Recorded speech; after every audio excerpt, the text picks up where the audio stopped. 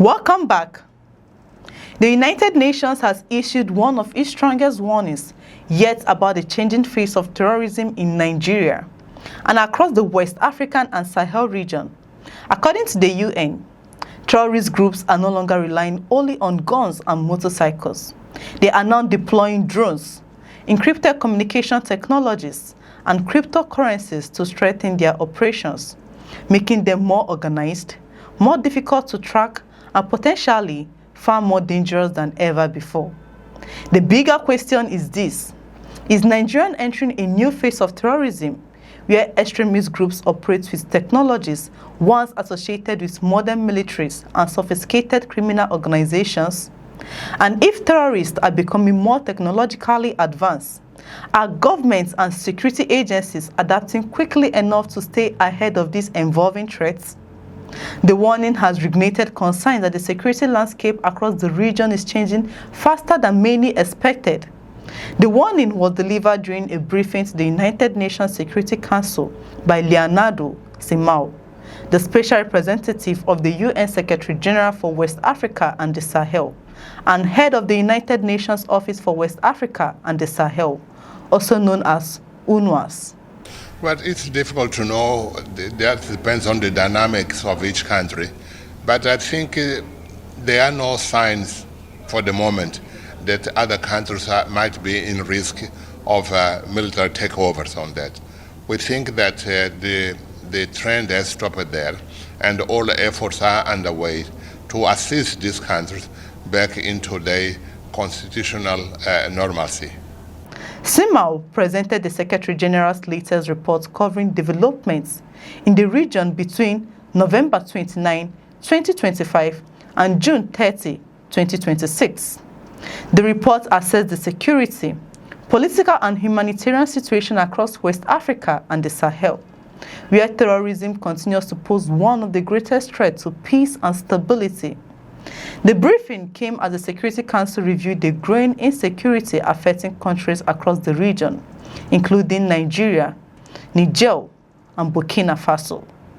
It also followed the Council's decision to extend the mandate of UNWAS until January 31, 2029, signaling continued international support for preventive diplomacy and conflict prevention. While the extension demonstrates the UN's long-term commitment to the region, the report itself paints a troubling picture of terrorist groups becoming increasingly capable and more difficult to defeat. However, we need to remain vigilant and mobilized as the sub-region continues to face multiple challenges. Terrorism, violent extremism, and climate change continue to cause huge suffering to millions of people, particularly women and youth. Coordinated efforts must be scaled up in collaboration with affected countries and within regional frameworks, and in full respect for humanitarian and human rights standards. According to Simão, armed groups are rapidly evolving and embracing modern technologies to improve their operations. He warned Security Council members that terrorists are increasingly using drones, sophisticated communication systems, and cryptocurrency while coordinating attacks across national borders. These developments, he explained, are allowing extremist organizations to operate more efficiently while making surveillance, financial tracking, and military responses considerably more challenging for governments. The UN official also warned that terrorist organizations are no longer acting in isolation. Instead, their activities are becoming increasingly intertwined with transnational organized crime. According to the reports, these networks are working to consolidate territorial and economical control while deliberately undermining confidence in state institutions and weakening social cohesion.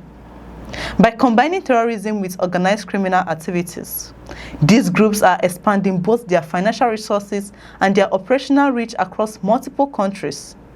The UN's warnings comes only few weeks after a major announcement from the United States regarding counter-terrorism operations in Nigeria.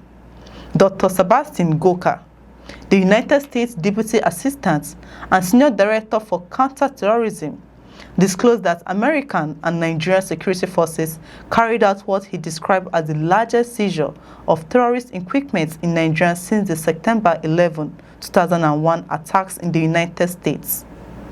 The operation reportedly uncovered an enormous cache of electronic devices and operational materials belonging to jihadist groups. According to Goka, the quantity of recovered equipment was so extensive that authorities required an additional aircraft to transport the materials for forensic examination by American intelligence agencies. He also stated that the joint operation resulted in the killing of 199 jihadist fighters during a single raid.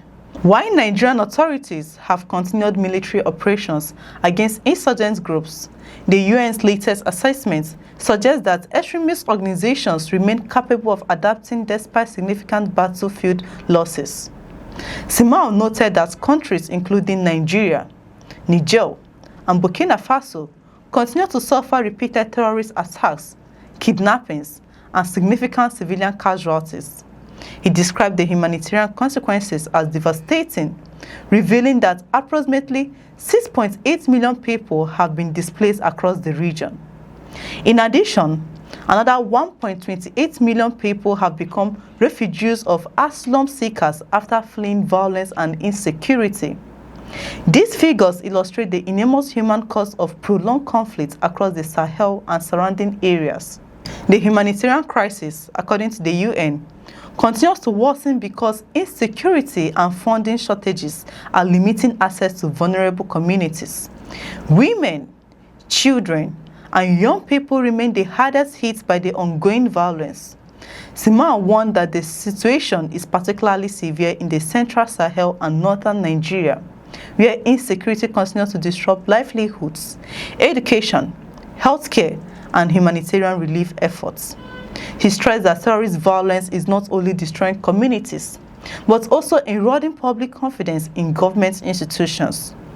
Despite the deteriorating security environment, the UN identifies several encouraging developments in regional diplomacy. One example highlighted during the Security Council meeting was the reopening of the Kamba border crossing between Nigeria and Niger. According to the UN, the reopening represents a practical outcome of renewed diplomatic engagement between neighboring countries. Simao also praised progress made by the Cameroon-Nigerian Mixed Commission in implementing the 2002 International Court of Justice judgment concerning the country's land and maritime boundaries, describing it as evidence that dialogue can successfully resolve long-standing disputes. However, the central message from the United Nations was clear. Military operations alone will not eliminate terrorism. Simao argued that governments and international partners must address the underlying factors driving violent extremism, including poverty, unemployment, poor governance, and social vulnerability. He stressed that reducing poverty must remain a central objective in the wider campaign against terrorism because extremist groups often exploit economic hardship, weak institutions, and limited opportunities to recruit new members. The Security Council broadly agreed with the assessments. Representatives from countries including the United States, China, Russia, the United Kingdom, France, Liberia, Pakistan, and Burkina Faso also emphasized that military actions must be complemented by stronger governance. Education, job creation, humanitarian assistance, and economic development.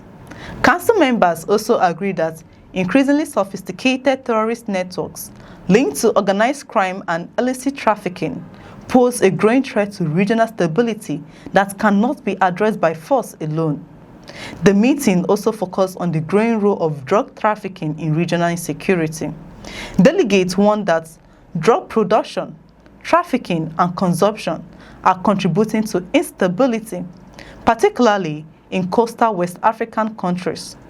A Liberian representative told the council that young people remain the principal victims of the drug trade, while reports suggest that terrorist fighters themselves are also using narcotics. Russian Deputy Permanent Representative Anna Extinavia also raised concerns about what she described as external forces allegedly supporting terrorist activities, adding another dimension to the complex regional security debates. The UN's latest assessment presents a sobering picture of the security challenges facing Nigeria and its neighbors. Terrorist groups are adapting, embracing modern technology and strengthening links with organized crime, while millions of civilians continue to bear the consequences of prolonged violence. Although governments have achieved significant military successes, the United Nations believes lasting peace will require more than battlefield victories. It will depend on stronger institutions, economic opportunities, regional cooperation, and sustained international support. As terrorism continues to evolve, the race between security agencies and increasingly sophisticated extremist groups is becoming more critical than ever. Share your thoughts in the comments below. If you find this report informative, kindly like, share, and subscribe for more news reports. I'm Chidera Isom. Thanks for watching. We'll see you in the next reports.